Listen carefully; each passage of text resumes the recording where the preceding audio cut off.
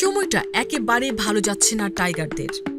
ওয়ানডেতে শেষ 2 বছরের খেলা ৩৬ ম্যাচে মাত্র 10টি জিতেছে শান্ত লিটনরা। শ্রীলঙ্কার বিপক্ষে ওয়ানডে সিরিজ হারের পর প্রথম টি-20তে আজ মাঠে নামছে বাংলাদেশ। পরিসংখ্যান এখানেও বাংলাদেশের বিপক্ষে।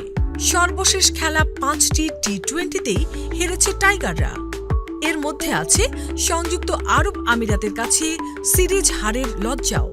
প্রথম ম্যাচের ভেন্যু পাল্লিকেলেতে এর আগে বাংলাদেশ 3টি টি-20 খেলেছে, হেরেছে 3টিতেই। 2012 সালের টি-20 বিশ্বকাপে এই পাল্লিকেলেতেই বাংলাদেশের বিপক্ষে ব্রেন্ডন ম্যাককালাম খেলেন 58 বলে 123 রানের বিধ্বংসী ইনিংস। রেকর্ড নিকট অতীত সব বাংলাদেশের বিপক্ষে গেলেও কিছু আসার জায়গা বাংলাদেশেরও আছে।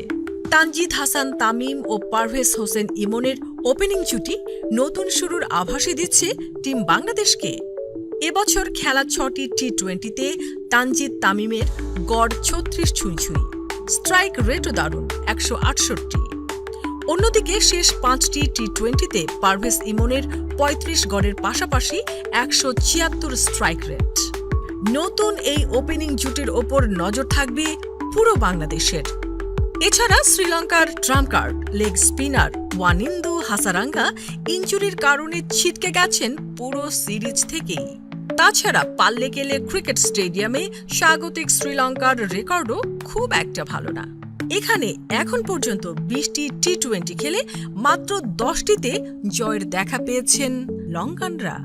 সুতরাং সম্ভাবনা ও সুযোগ দুটোই আছে, কিন্তু সুযোগ যখন আসে তখন কাজে লাগানোই তো আসল চ্যালেঞ্জ।